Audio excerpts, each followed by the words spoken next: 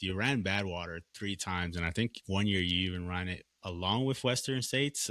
Is that correct? Yeah, that was last year. Yeah. I had the perfect situation where I had the opportunity to do both. I mean, I had been entering the Western lottery for 7 years and I had Yep. 32 tickets and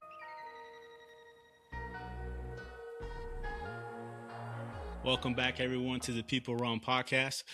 Today I have Sierra, who's an ultra runner. She just recently Podium and PR'd at the Jackpot 50. But Sierra, first and foremost, welcome to the People Run podcast. How you doing today? pretty good. Thanks for having me. Yeah, of course. It was a slight of request of some of the people I've asked on the show, like, hey, what kind of runs you want to see? And you're one of the first people that came up. And I was like, okay, I'm going to reach out. We linked up, made it happen. And well, here we are. Love to hear it. Talk to me about the recent race. You podium finish. You came in second. You had a big PR Jackpot 50. How'd that go? Yeah, it went well. I had hoped to go a little quicker. I mean, I feel like I always kind of set my goals pretty high, but I mean, all things considered, it's a PR for me, so that's good. It was a little bit of a long course, so I have to keep that in mind as well. Um, I I had kind of sworn off doing that race this year because I ran the 100 mile out there the last 3 years. Mhm. But this was like a slightly different loop iteration, so I guess um, that was different. I think I Okay. like the other loop better if I'm being honest, but yeah, no, I mean the day went pretty well. I had another really fast lady, Laura Cortez, out there who was right on me the first, I don't know, hour or so, and I had to make the decision to kind of pull back a little bit because I'm like, well, I mean, she's flying and that's great for her, but I don't know that I can hold that the whole race. So I had to kind of do my own thing. I probably paid for it a little bit at the end, going a little hot on that first hour, but Mhm. you know, I guess sometimes I let the competition kind of get the best of me and I deviate from plan slightly, but um yeah, no, I mean perfect weather. Had a whole bunch of friends out there. I live in Vegas, so it's always fun to have, a whole bunch of familiar faces running around all day. Had a friend that was able to crew and support me, so that's always good. And yeah, just friends to run with also. So my time was an improvement from JFK, which that was a PR, but that also had the Appalachian Trail involved. So yeah, I mean, I guess we're projecting in the right direction at this point. So I don't have any more 50 milers planned for this year. Okay. I may try to apply for the USA 100K team. Yeah. I need some clarification on my actual 50-mile split from Saturday because I have some confusion there. So we'll see. I don't know. There's a lot of really fast ladies that are Yeah. doing those distances, so I don't want to hold my breath, but I figure I'll throw my name in the hat at least. What's the current requirements to get in? At least what they're saying. It's so for 50 mile, it's a 6:35.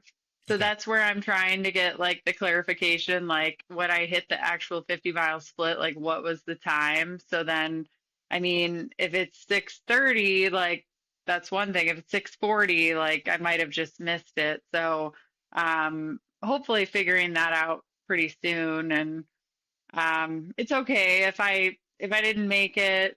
I'm gonna have to try the next cycle because I don't have time to do another 50 before the window, and I have other things like a 100 miler next month, 135 in Alaska in June. So I got to kind of shift gears here a little bit. So we'll see.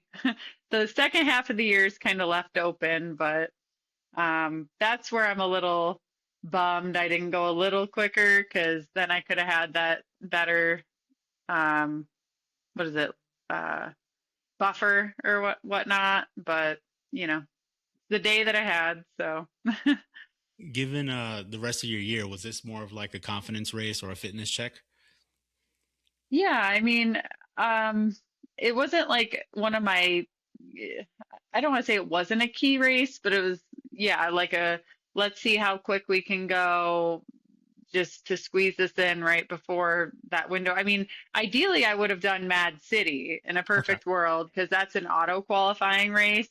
Mhm. But due to like logistics and like proximity and time frame, like this was kind of what I had available.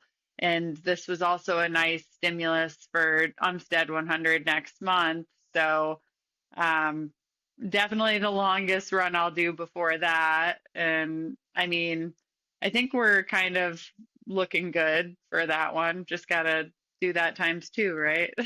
Yeah. So, I mean, you've done them before, so you kind of know what to expect. But how's the recovery coming right now? Just coming off the weekend race, and you were crewing just the week before that.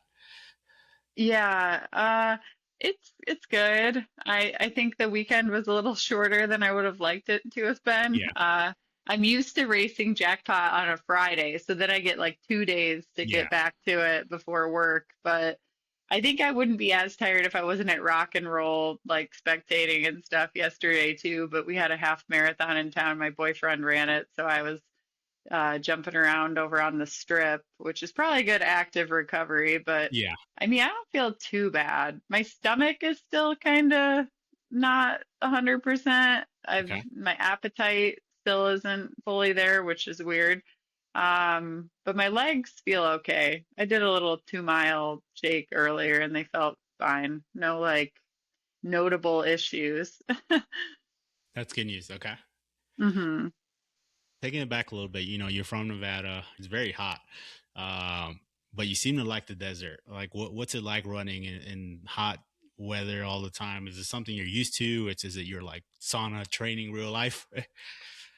Yeah, well, right now it doesn't feel super hot, but probably compared to the rest of the country, it does. I prefer heat. I have some autoimmune stuff and I have Raynaud's, so I don't really do well in the cold. Like I have like some circulation issues and such, so I prefer the heat, and especially like dry heat over humidity. I grew up in the Midwest, but I've been in Vegas like the last 10 years, so I can vouch to say I'd take 100 plus with like 20-degree or 20% humidity over like 80 with 80 humidity any day. It just feels better. I do own a sauna. I intentionally run in the heat to train for certain things. So I think it's like what it's poor man's altitude too. Like if you can't get to the mountains and you're working full time or something, like that's a good training feature of living here as well. So, No, I can agree wholeheartedly. I live in Colorado now, dry heat versus I've been around a little bit, but Florida humidity, New York, it's a little bit more humid. hmm Them summers with 80, 90% humidity, I'll take Colorado all day. yeah, it's bad. I mean, you go outside and you just feel like you need a shower immediately. It's Yeah. gross. Are you, would you say, pretty used to the heat now, 10 years in Vegas? Is there anything you still deal with, like say stomach training or anything like that? Yeah, I mean, it's always trickier to run at a high intensity and heat while eating, I think for anyone.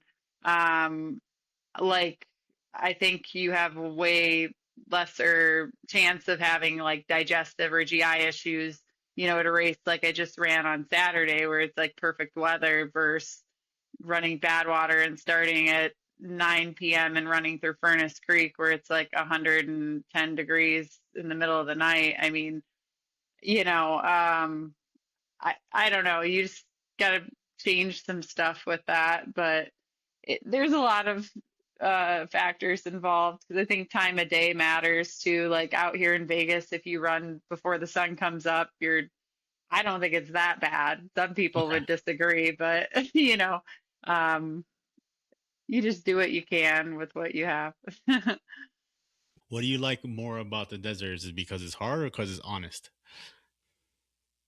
uh, I mean, I just think the Midwest is its own. I mean, The UP is beautiful. I think it's very underrated. Like most people haven't been and they should because it's definitely worthwhile and it's, kind of that still off the grid where it's pristine wilderness, if you will. But the desert is just so different from what I'm used to. I mean, I used to have to drive 5 hours from my house in the Lower Peninsula to get to anything that was worthwhile, if you will, that's on a beach or a lake or has hills. Like it's just super flat and cornfields and stuff. Like out here, I look out my window and I can see like the mountain ranges. And I mean, Nevada has tons of mountains, and I can get to Death Valley in like 3 hours. I can go down to Arizona. I can, head up to Utah. I just, I guess it's like a breath of fresh air. I don't know. There's just different things to see and challenges to be had. Yeah. So it's just a little, if you're a runner, especially, it's like this, it's a no-brainer. You got to kind of get out west, unless you're just running road marathons or, that's probably okay. But No, I'm in full agreement here with you. Something about the West, even if it is road, like get to Utah, go to Arizona. Like, yeah, it's hot, but the views. So I agree with you there. Talking about that valley and some fun places to run. You ran Badwater 3 times, and I think one year you even ran it along with Western States. Is that correct? Talk to me about that. yeah, that was last year. I don't know. I had the perfect situation where I had the opportunity to do both. I mean, I had been entering the Western lottery for 7 years and I had 32 tickets. And, I had that COVID year too, where it's like basically everybody just got put on pause and it didn't matter if you ran more qualifiers, just, Yeah. that was a garbage year. And then I knew I was going to states. Like that was the first thing because the lottery happened in December. So I was like, all right, well, duh, like I'm going. Yeah. And then I had to make the decision on the Badwater thing because I'm like, well, I mean, I love that race and I really wanted to try to win that race and I wasn't going to consider it finished business until I either got the result I thought I was fully capable of or as close to winning as possible. So I was also a Mount to Coast athlete previously, and they were the title sponsor, and it just, I had, I don't know, I have a really hard time saying no. Okay. I'm kind of a junkie in some regards. I didn't really think through the whole 8 day thing. I mean, I've done a summer before where I did 300s in like a 2 week span where I did, what was it, Cascade Crest. 2 weeks later, I did Angel's Crest. And then I think 2 weeks after that, I did Leadville. And it was fine. Like, I think 2 weeks is ample time if you don't have a major injury to just keep that fitness train going and, go right on to the next one. I felt really good by the third one. I was like, Leadville, I felt really strong. And so I'm like, well, what's 8 days? Like that's almost 2 weeks, or it's, over the 1 week hump. And no, it was not long enough. I would, if I still had the chance to try to do both, though, I probably would just because Yeah. I think doing the double, there's not that many people that have done it. And to just say that you're able to accomplish both, I mean, I don't think anybody really understands what it was like just dealing with the whole, like unpacking the two races at the finish line of the second one. Like it was just crazy. I mean, emotional buildup, physical buildup, and I was definitely disappointed because I didn't have the race. I think I could have ran either one, but Mhm.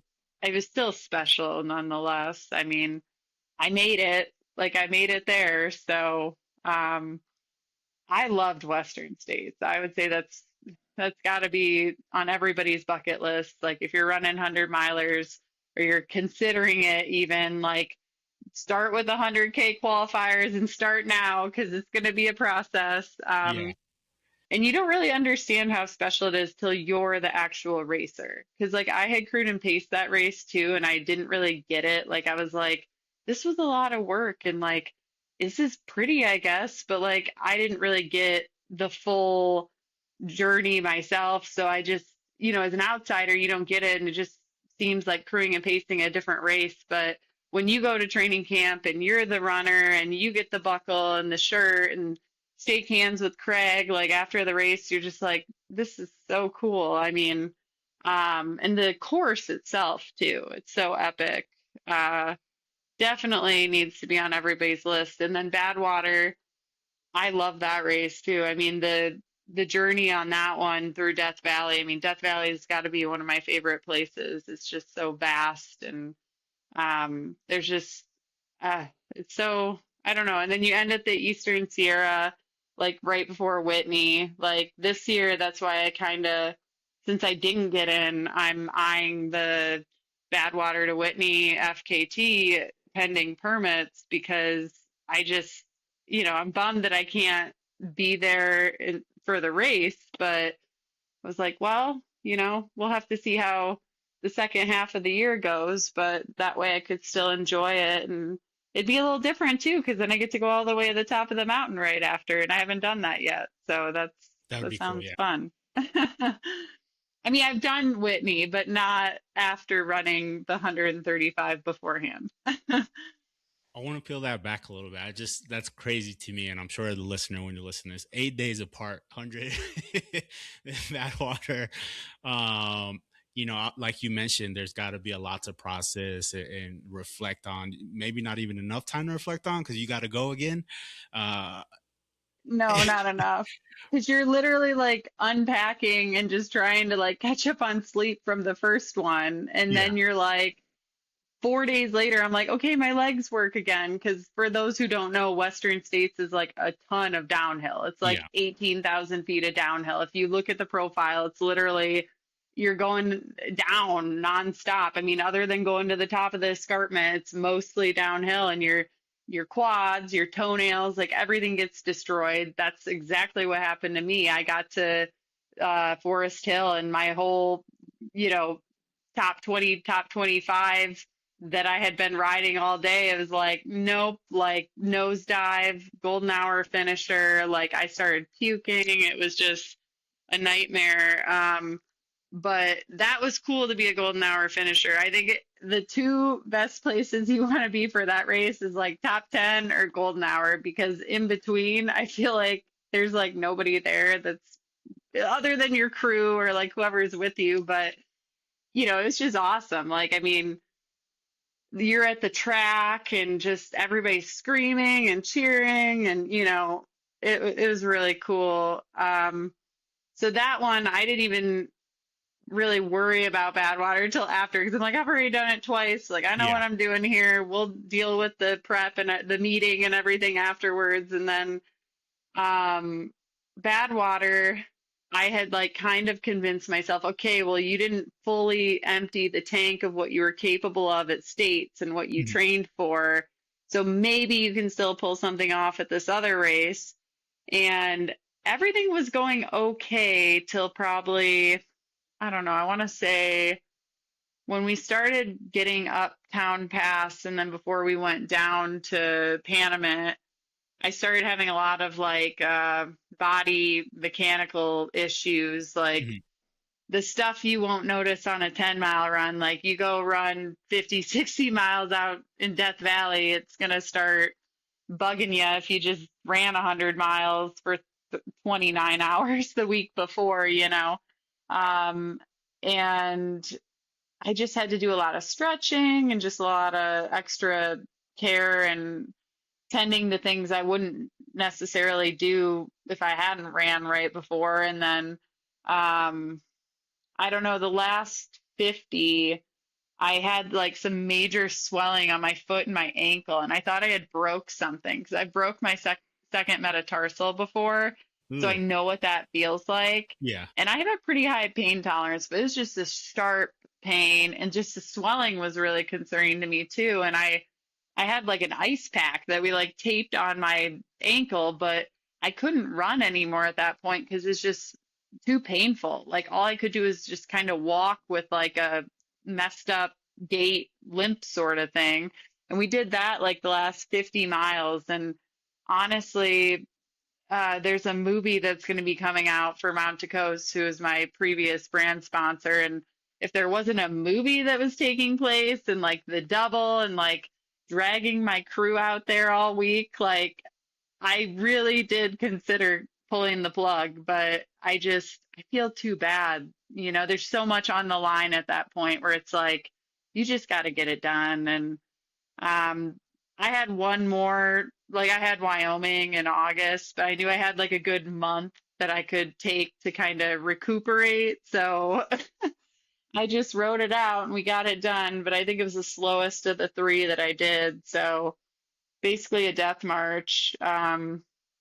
I was disappointed, but I'm just glad to make it there for a third time, you know. So Yeah, it for is sure. what it is.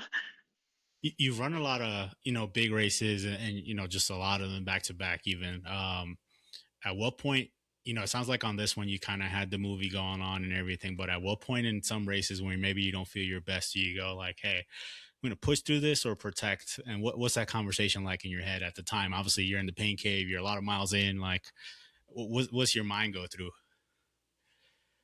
Um, you know, I kind of just have to, you just have to talk with yourself. I mean, you could talk to somebody else, but they're gonna either say like, I mean, you're fine. Like you're always fine. When you're having these thoughts of self-doubt or whatever, it's just that's your low point, right? Like last weekend it was mile 30 and the race before that it was like mile 30, which you're like, why am I not running a 50K today? Oh, that's right. I have to run 50 miles. Um, and yeah, you just have to like ask yourself like you wanted to do this. Like you trained for this. You've been training for how many weeks for this? Like you have people that, you know, are here supporting you and cheering for you. And I mean, aren't we doing it for ourselves? And how will we know, I guess, yeah, how do you know your full potential if you just like don't push through things? I mean, I have other friends too who I'm fortunate to know and like be a part of their races as well, where I'm like, it's a constant reminder where it's like, look what this person just like pushed through today and look how hard they worked and they had such a positive mindset the whole time. Like there was no complaining. I mean, and they just did amazing. And you're like, I want to strive to be one of those people where, I mean, because not just with running, but anything that you do, like if you just give up easily, you're not really going to achieve things. I mean, it should go for everything. And you can always like work harder than you probably think you can. It's just, you know, mind over matter for a lot of it. I love that.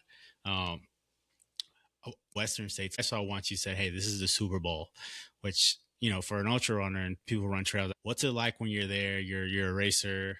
What's the start line like? What's it feel like? You get the buckle. Like, what's the experience like for those who haven't run it and maybe want to run it in the future? Do you want like training camp and race, or do you want just the race? Because I feel like if you're going to run Western States, you should do it all. Like, and that's why this year I love training camp. Like, I would have loved to have gone back, but I almost think like I don't want to take away a spot from somebody who needs to experience that before the race. But I'll just give a short on the camp. You should definitely do the camp because it's like adult summer camp. You get to preview two-thirds of the course, so you're not just coming in like blindsided. Like not everybody gets the luxury of crewing and pacing at Western before they actually get to toe the line themselves. Like I did, but it was only the last 20 miles and it was all in the dark. So to me, we could have been running anywhere that 20 miles and like I'm not gonna understand how cool it is, you know. Um, so yeah, I would say do summer camp.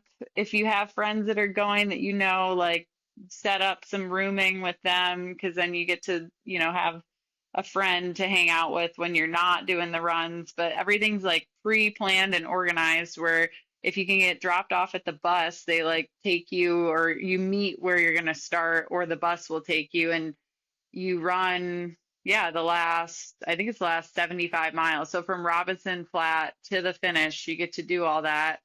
I became pretty close friends with Tara Dower after training camp last year. We chose to room together, which was really fun. Mhm. I got to run some with Marianne Hogan. She's also amazing athlete, like super cool.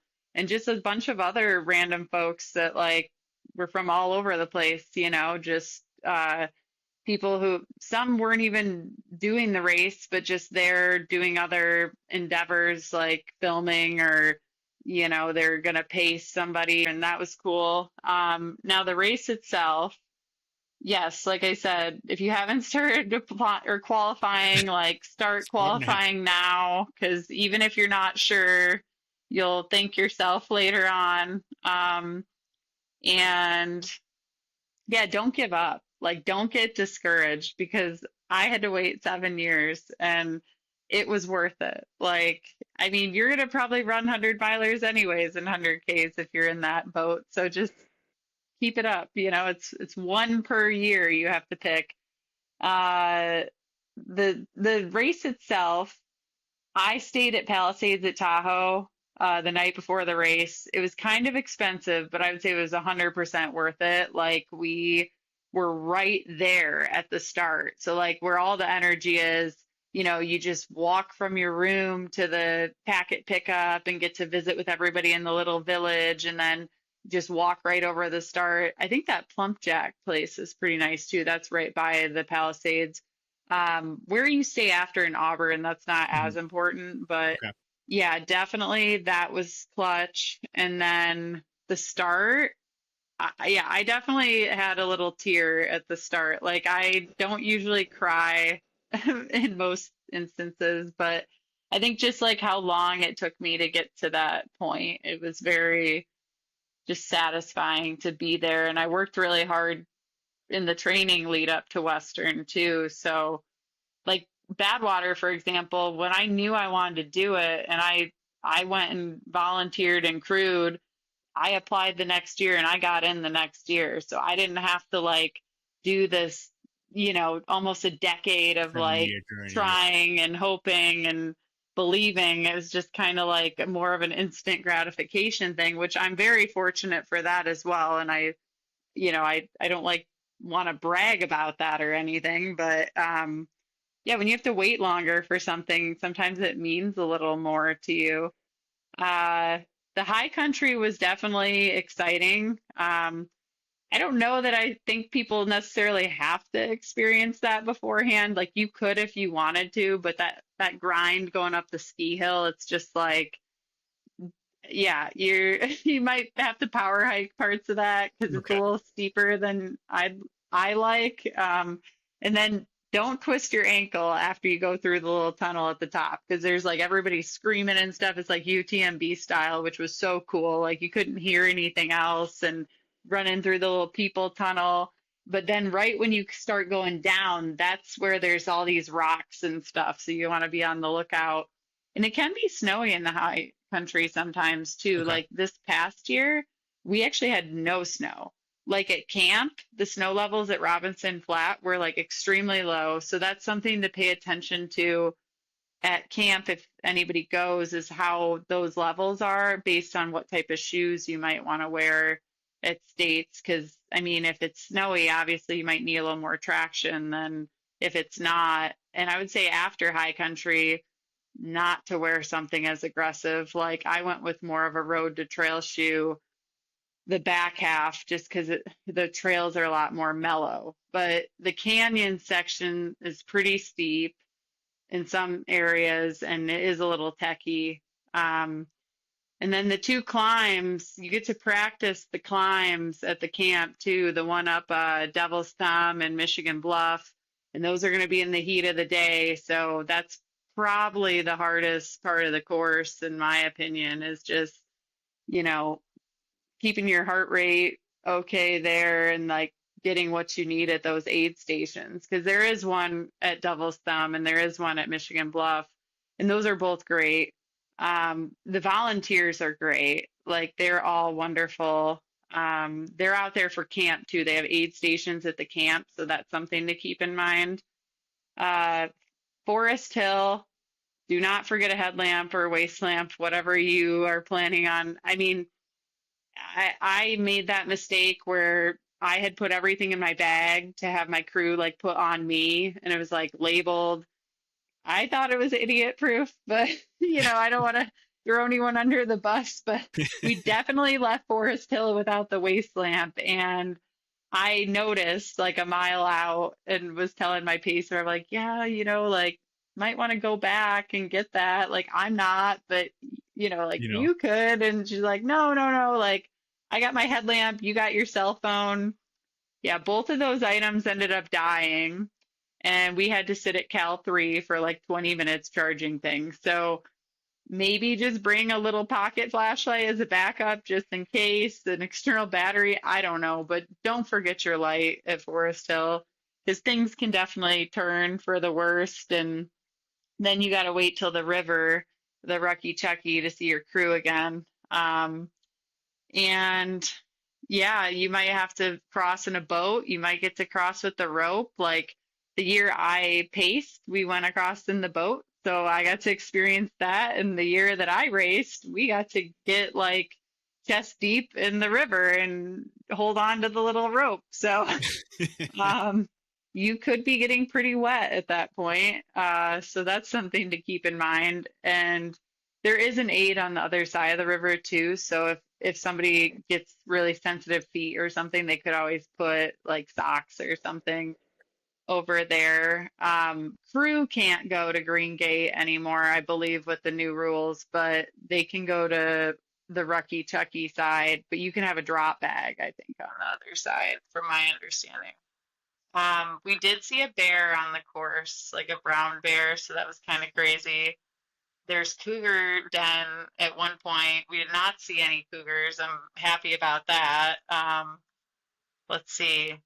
Oh, my favorite aid station, or one of my favorites, is the one that we actually have a local from Vegas, Josh Brimhall, Mhm. who used to be an Adidas runner. He's a little bit older now. Him, Scott Jurek, and Hal Corner all go out and they kind of lead up that aid station. So that was fun to get to see those guys. Yeah, even the photographer at Western's great, Luis Escobar. Like he's super nice and he's a legend. Like I'm sure anybody that's read some of the running books knows about him. But yeah, I mean that finish, it was great. Like I was pretty spent at the end of that race just because of how my race went. So waiting for the ceremony was a little rough, just laying on the field in the heat, but getting the buckle and just getting to share it with like the people that I brought to, like I hope that was cool for them as well. I mean, my one friend John, he does so many hundreds. Like he's probably done more than me at this point. I'm like, you gotta keep applying for Western so you can get in, but he's just like, I don't know, like but he's into Hard Rock this year, so we get to go out there for that. So that'll be fun. But yeah, I had a great time. I mean, I would not redo how I spent last summer. As painful and as time consuming as it was, I think it was definitely a you can do it. You have the opportunity to do both, so why not? Like, what is there to lose? I mean, um, I'd like to go back for another go at Western, but Mhm. obviously I have to either run my way in or keep applying, which um, you know, I I do have a qualifier this year. Umstead will be my qualifier, so that's next month. And then Western was my qualifier last year, so we'll have two tickets this year. Okay. Yeah, 16 for Hard Rock last year, so Mhm. I'm moving on up. I'm not at Okay, there you go. 500 yet, but we're gonna keep going at that one too until I get in. I know I won't be good at Hard Rock, but it's so pretty out there. Like I heard Wyoming, the one I did last summer, was actually is harder than Hard Rock. Some lady that I was running with said that, and I hope so. Wyoming was heinous. Like that race, if somebody wants one of the most challenging things they can do, highly recommend it. Like I I was DFL actually, and I'm not slow. I don't think by any means, but I struggled on that course. Very pristine wilderness. I think a lot of it is just like animal trails, it seems like just stuff that's not runnable. And then I just talked to some guy last weekend where he's like, oh, yeah, the race director was saying he wants to get rid of that road section that we had at mile blah, blah, blah, to blah, blah, blah. And he wants to take us across the river and go do stuff. And I go, so you mean more climbing? And Like the harder, yeah. one section. Yeah, I'm like, oh no. Like, so. Yeah, and there's grizzly bears out there. I had to carry bear spray the whole time. So anytime I saw eyes or heard something in the night, I'm like losing my crap because I'm like, hope that's not a bear. Like, so Does it make it difficult to like look out for bears, other animals out there? You carrying it on you, but you're also very highly fatigued. Later on in the race, any sound might set you off or something. I was out there 47 hours. So Yeah. I started seeing some hallucinations at mile 24, and I was having like anxiety attacks too, because I'm like, oh my God, you're going to be out here another 24 hours. Like, you're only at this mile marker and you have this many more climbs. And like, yeah, there was a dude, I think it was night 2, and I had a pacer, thank God, or I would have probably lost it. He's just standing there smiling, like looking over at this tree, and he's having like a full blown conversation. And I'm like, hello, like, how's it going? Like, what's going on over here? And he just like doesn't acknowledge us, like his full conversation, giggling. And I was like, we got to get out of here. Like, I don't feel safe around Yeah. this person. Like, I don't know how I can help them at this point, and we're like two women, like out in the middle of rural Bridger Teton wilderness, Wyoming. So yeah, we like kind of went up the trail a little bit, and I started getting sleepy and wanted to close my eyes, but I could still hear that person. And I'm like, we got to get out of here. Like, I'm just gonna keep trudging because I don't want, I don't know, like, but I was getting so tired that I was almost like falling asleep while walking and like fell on the trail at one point. But it was so cold, like I couldn't sleep because then it was like my body was freezing, like sitting on the ground. So it's just this like, I don't do well on like 2 days sleep deprivation. I mean, I'm just not built for that. Like, everybody's like, Cocodona, 200 miler. I'm like, no, I don't think so. Like, I just don't think it's good for you either. Like, it can't be. Like, there's no Yeah, in the way, long you term, yeah, know? that'd be hard. Yeah. Yeah, I'm good. I just want to run fast, get it done, and, call it a day. Touching on that, you run with some pretty awesome runners. You mentioned Tara recently and a few others. Uh, you paced. I saw Tara at Black Canyon. What was that like? Do you enjoy pacing more or racing yourself? I mean, obviously you like to race, but what's that perspective like for you pacing? I mean, I like both, obviously, like, but yeah, no, I mean, I do like being able to give back to my friends and stuff when I can. She had asked me, I don't even know, like a month before, like, hey, you don't have any plans for Valentine's Day, do you? And I like knew exactly what it was about. I'm like, well, you're not trying to just hang out. Like, you want help at Black Canyon, huh? And she's like, yeah. I'm like, well, lucky for you, I am available. But no, I mean, I've done Black Canyon. I did it in 2020, and it's a really good race. I'm on the Aravaipa race team, so I do enjoy doing a lot of their races. And I didn't sign up this year. It just didn't really like fit with the stuff, my objectives at the moment. But I would say this year's field was probably, in my opinion, one of the most competitive women fields like in ultra running, period. I mean, you had some of the people that were on the list didn't even start, like Katriana Jennings, I think was supposed to be there too, the 100-mile world record holder since last weekend. But, you got Tara, you got Abby Hall, who won Western States last year. You got Ann Flower, Jen Lichter, Molly Seidel. I mean, that whole top 10 field had so much depth. And I want to say, I mean, two of them went under 8 hours. And then Tara ran 20 minutes faster than last year and Wow. got third. Like, Yeah. and Molly, first 100-mile debut, gets a golden ticket. Like,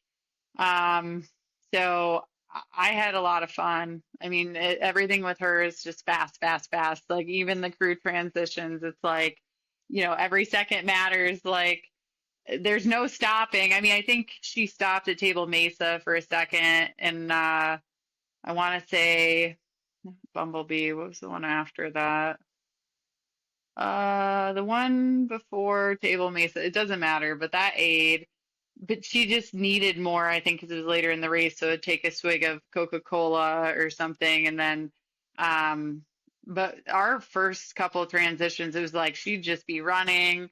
We'd hand her something while she's running, squirt her down, put her pack on her, and send her off. And um, I I was a little nervous. I've paced Tara before at Javelina for 20 miles, and that was fine. Like, I think we worked really well together, and she got a golden ticket at that too, and just smashed the course record 13:20 or something. So that was insane.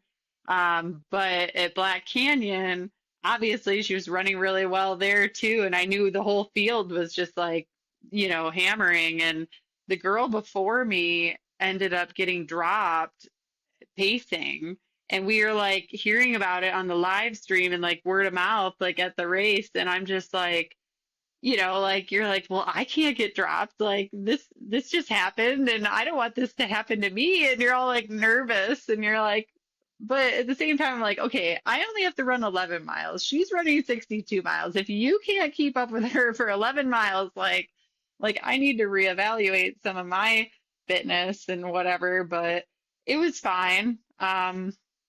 People were kind of joking on the live stream. They're like, why are you so far ahead of her? Like, why were you like 20? And I'm like, she likes that. Like, at least at Javelina, it was like she liked to have a little gap because then she can, like, I feel like then you're the rabbit, right, to chase. And if somebody isn't in competition right in front of you, then you have that person kind of pulling you along.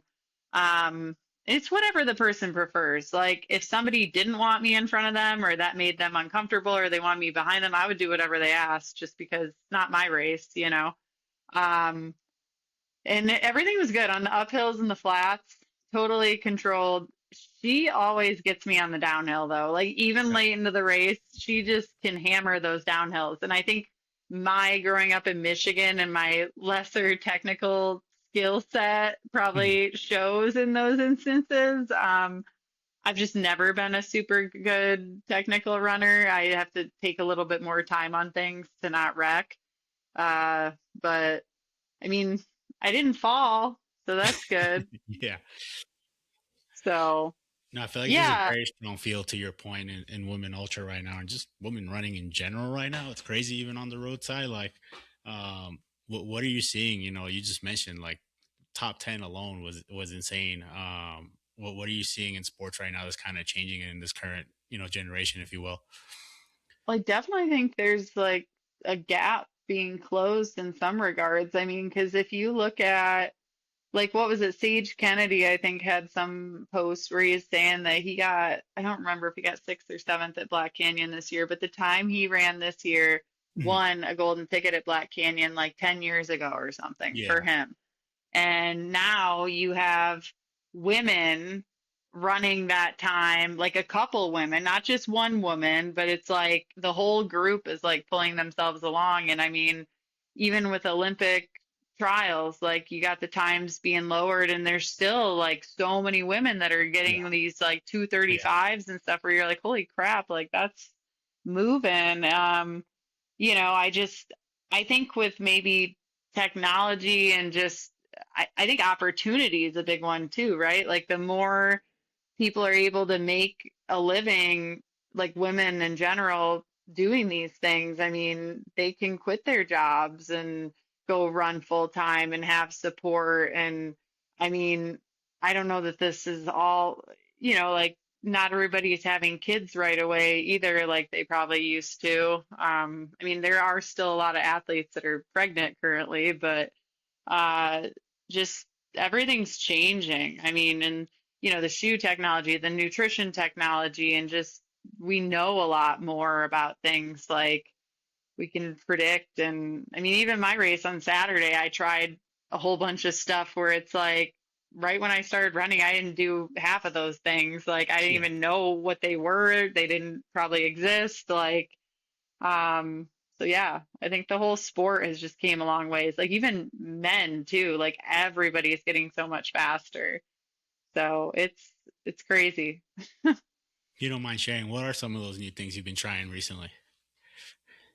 So Saturday, I I mean, I'm just kind of like absorbing because I know not what one person does is gonna be good for me always or vice versa, you know. But I thought Saturday was a good opportunity to try some stuff before Umstead. So I did do the sodium bicarbonate in the morning, the Martin stuff. And I've heard mixed reviews. Like I have some friends that use it before races. Some friends said it gave them diarrhea the whole race. So I was kind of rolling the dice, I guess, with that one, Yeah. like hoping for the best, which I don't think it caused any issues for me. I did try ketones for the first time before and during competition on Saturday. I had one before and one every 2 hours during, and I think that was helpful, and it didn't cause any nausea or anything like that. Um, and I drank some beet juice the night before because I had these like chews and some pills that I was taking. The chews, I think, definitely upset my stomach. The pills, I didn't really notice the difference, if I'm being honest. So I tried that instead just to see if it had any difference. Um, and what else? I think just like minimizing my stops. I've been trying because time matters, right? So just moving along, moving along. I mean, unless you absolutely need to stop, like I think I stopped twice to kind of rub like a sort of a what is it, if you will, like Voltaren type pain Gotcha. Okay. Yeah. relief or icy hot type deal, like on my leg or my glute area because I have some issues. I think it's like a chain reaction from my back where I have really Mhm. tightness in my glute, my right one, and then my hip flexor will get kind of tired. And I'm seeing like an osteopath and a PT for that currently, and we haven't really like fixed it. We're like managing it, but I'm hoping to get some sort of better relief because they'll just start feeling jammed, which is really frustrating like because I know what it feels like to not be jammed and Yeah. just all these like discoveries like I'm supposed to explain to somebody what's going on with me, but I'm like, well, I don't know what the root cause is, but I can tell you where I feel it. Like, so, um, yeah, leave it up to the team of professionals and be the professional guinea pig, I guess. Yeah. Let them diagnose and hopefully figure it out. hmm Tierra, you do all these big races. I'm sure there's a lot of training involved, obviously, to have success. But you also have a regular job. Like, how do you manage this all together? What's a random Wednesday like? You got a 3 hour run, maybe, but you also got to go to work. Like, how do you piece this all together? Yeah, so basically like Wednesdays usually I'll do speed, so I'll have a longer weekday run that day, which isn't usually 3 hours, but it can be like two or so. Um, and I'll get up early, do that. Like I guess early would be like between 5 and 5:30 usually. And then I'll shower, get ready to start work, and typically, unless I have like something going on, like an appointment or something, or I need to get somewhere earlier in the afternoon, I usually like to work 8 to 5. So that's Yeah. most of the time my work schedule, which is nice because if I wanted to start at 7, I could, unless like I have a customer commitment or something. Hmm. Um, and yeah, I'm just kind of, I don't really like to have a workout in the middle of the day usually because I mean, if it's like during business hours, I like to be available just in case something comes up. Like I never want to be somewhere I can't do anything. Like I can take my cell phone, but I can't do any of my work functions on the go. Um, and then if I do have a double, I'll like do it after. But usually I'll like hit the gym in the evening and get on the tread for a little bit and then do some weights or sauna. Um, and then dinner and whatever other boring things happen around the house. Yeah, I mean, it varies obviously per day, but I guess weekdays aren't too overly exciting. I mean, maybe there will be like one or two dinner opportunities to like get out, but I don't know. Weekends are a little more crazy sometimes, but I live in Vegas, so I don't have to go very far for entertainment or whatever, so that's nice. Gotcha. So are your weekends like the bigger stack days? You just put a lot on the weekend? Most of the time, yeah. I mean, I was doing higher mileage a couple of years back. I think I hit like 4,500 or 4,600 year or miles for the year, and I was self-coaching myself and um I don't know, like I think I found my sweet spot's a little lower than that, Hmm. which is kind of nice because then I don't have to do as many doubles. Yeah. Um, so I'm finding more isn't always better, like quality over quantity. And that gives me more time back into my day too. But yeah, Saturdays are usually a couple hours, and then Sundays, like if I'm in peak training, like, you know, my mornings are like shot most of the time, and then into the early afternoon. And then if I have another appointment or something like a massage or what have you, osteopath, then I'm like, I got like a couple hours at the end of the day. But yeah, it's life of an athlete, full-time worker. It's like you don't have a lot of time. I mean, I don't have kids, so I guess I don't have to devote my time to that. Um, Hmm. when do you recover? What do you do mostly to recover or decompress? Uh, Relaxing, like laying in bed watching TV, like at the end of the day, or sauna, I look at as a recovery.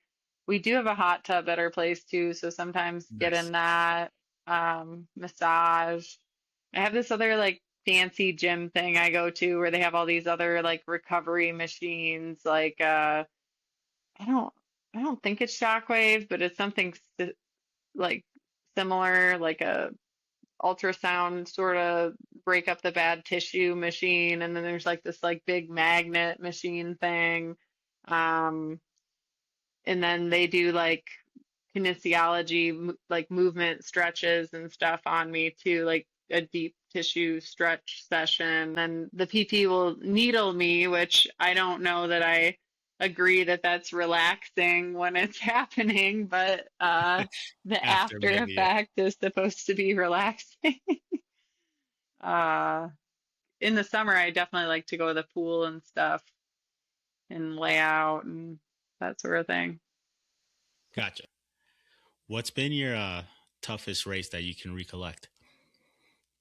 Hmm. I think the hardest race that I've ever done was Wyoming Range 100. I mean, Okay.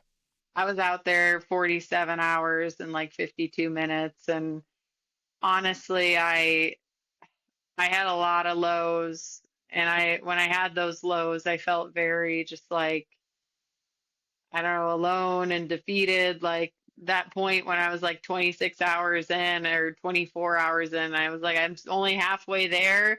Like I was like throwing up to try to like cope with myself to like regulate my system because I'm like almost like hyperventilating. Yeah, I mean, some of that stuff, it's like I just don't, I don't know if I'm not built for it, like, because I have some back issues too, but like it's really hard for me to move efficiently in the mountains on some of these courses. Like, I can do vert, but it has to be like runnable vert. Like the Bear 100, that wasn't that challenging for me because it was runnable. But when it's like you're climbing and you feel like you're almost on all fours, like going up a thing, and like, you're like, if I stop, I'm gonna fall down this mountain. Like, I'm not good at that kind of stuff. Like, or sketchy stuff. Like, there was a lot of exposure areas on Wyoming where one of the spots they referred to as the no fall kill zone where there was like this little path that's like 5 inches wide, and then there's just this drop into this abyss. And I'm like, what? Like, and then there's like a couple other sections just like it after that, and you're like, not again, not again. And yeah, that race is so hard. I don't know that I'll do it again for a hard rock qualifier. I think I could pick an easier one to do, but yeah, one and done for me on that. And my friend John's done it like the last 4 years or something, and he signed up again. And I'm like, I don't know what's wrong with you. Like, why do you put yourself to like subject yourself to this every year? But he loves it. Like, he also loved her 100, and I paced at that race, and I don't really want to run that race. It's like Yeah. you're hiking the whole race. I like to run. I don't like to hike the whole time. So, What hurts more for you in these kind of tough races, like the pain of the race, or like not being able to show up, like and go fast, do your best, if you will? oh man, they're so different because, like, I think pain is something you just can't, like, it's going to happen regardless, right? Like, you can't resist it. You can't defeat it. Like, I mean, you can try to take Tylenol or something and try to cover it up, but that's not good Yeah. either, obviously. Yeah. Um, so some of the pain you cannot overcome. Uh, Now, not having a good race, I I think like usually if I don't have a good race, there is like a way for me to kind of like pinpoint something I could have done differently to have a better race. And I think like sometimes for myself, I get so caught up in wanting to be like one of the best or like compete with the best when maybe that's not actually where I'm at that point in time. So then I'm like out there doing something I shouldn't be, and then I'm paying for it when it's like, if you would have just started at the 720 pace or 730 pace like you were supposed to and done that the whole way through, like your heart rate wouldn't have been skyrocketing and then you wouldn't have been dragging the last eight. Like that was like my race last weekend, you know. I'm like, maybe I could have been a little more even keeled if I didn't go 650 pace the first hour and then try to like hold on for dear life at the end.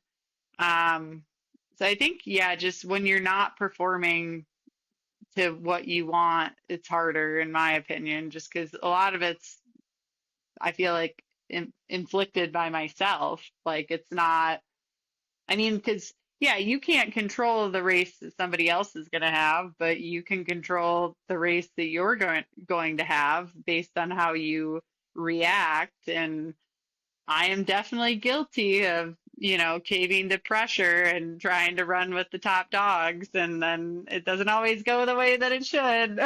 So, you live and you learn. Uh, I think at Umstead, my biggest goal for myself will be to just have the pace that I need to do and not, regardless of who else is there, I Yeah. kind of already know who's going to be there.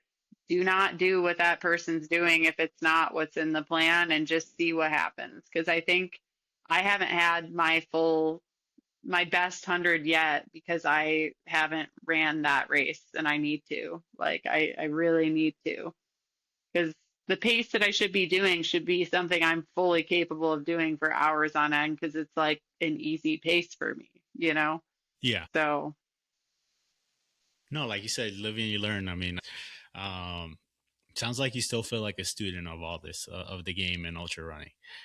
Is that fair to say? uh, yeah, I do. I definitely think there's a lot to be, you know, there's a lot left on the table here that I need to, but that's okay. I mean, if I knew everything and I felt like I had already, you know, maxed out my potential, I don't think I'd be as eager to like have new plans and, you know, new objectives. And that's what keeps everything exciting, right? Like For the sure. journey. So, Is there something you're still chasing that you haven't like maybe told yourself out loud yet? like goals for running. Yeah, I mean, I still want to run a faster 100. I don't know what that fastest 100 is going to look like, but I need to definitely do that. I still think there's some area for improvement in the 50 mile. I'd love to do more fast 100Ks.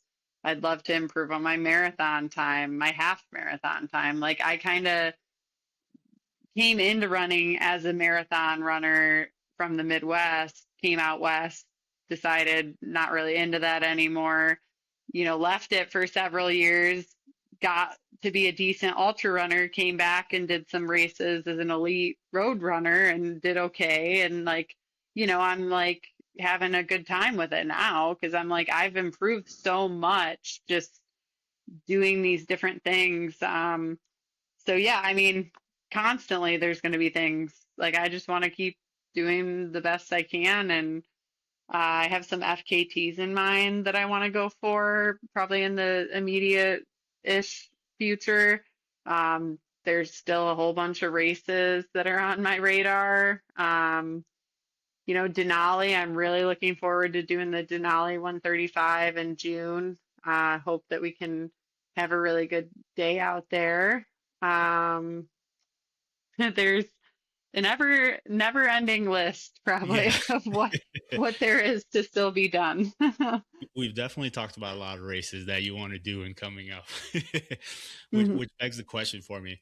You have a brand new year, or maybe you're reflecting on the end of the year, and you go, okay, what does this next year look like? How do you plan races your calendar year? Because obviously it takes a lot of effort, logistics, and recovery to think of, can I hit this one? Obviously some of them are tickets and whatnot, but how do you Mhm. plan out what goes through your mind as you're planning out the year?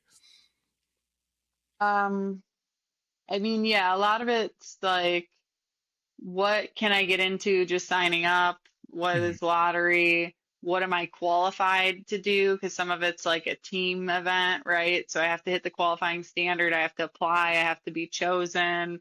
What other trips do I have? Like, where is my partner racing? What time of year are they racing? Am I going to be at UTMB for a week when I want to do this instead? Like, there's those sort of things. In I have kind of like a sample of what the whole rest of the year looks like, but my biggest thing is like I was trying to qualify for the 100K team. If that doesn't happen, I think we're shifting to more longer stuff in the Okay. second half. Just things that I can do like an FKT, like I can go do that whenever I want. I don't have to ask for permission or whatever. Um, and I do think I'll probably do St. George Marathon this fall too, because I like that one and it's close and I don't know, it's just fun. But I don't really know what next year looks like. Like you said, there's just so many like moving parts where, I could find out in December, what if I get into hard rock? Then the year's going to look Yeah. different than if I Yeah. didn't get into hard rock. So just kind of what do I need the half twos and how do I fit the rest of the things around it? So, Yeah, yeah. for sure. A lot of races coming up and goals. Let's say you turn 60, we fast forward a little bit. What do you hope to have achieved in running so far? Or maybe somewhat the story, obviously, because this can change. Um, yeah, I think just like I said, like faster times. Like I think I have what it takes to do more impressive efforts.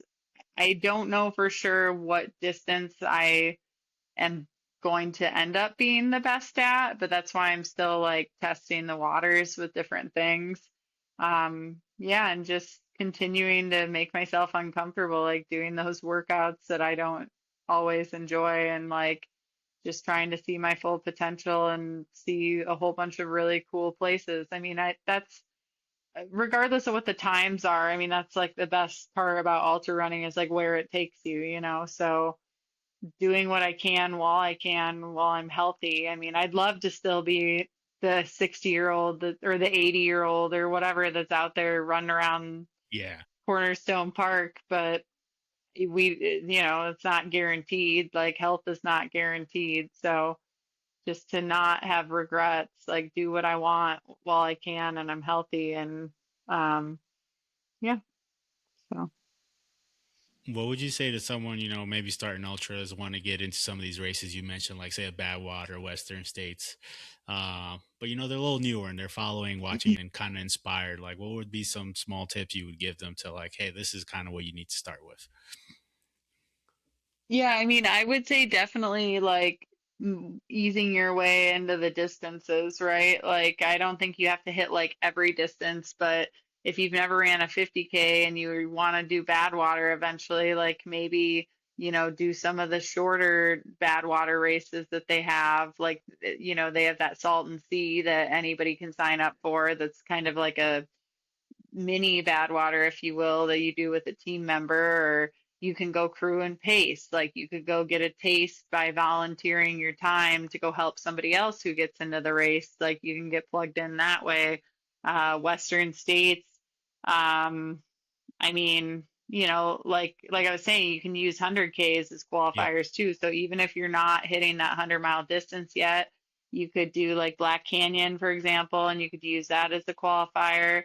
Um, just, I think just time on feet and like patience and persistence and like hard work. I mean, because patience is probably the biggest thing with ultra running too, because you're like I haven't always been at the level that I'm at now. Like I was more of a mid packer starting out, and if I didn't have patience, like I wasn't gonna finish.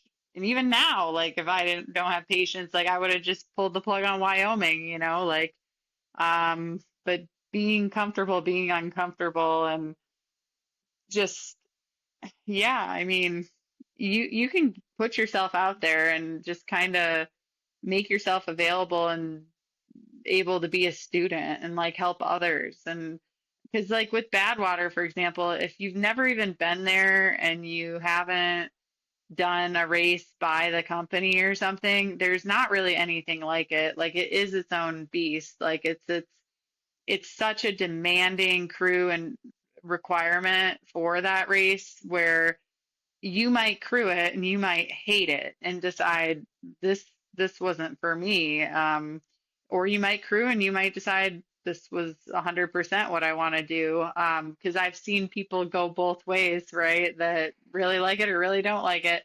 Um, but that for me was like what solidified wanting to go out and do that thing was helping Amy Costa back in 2022.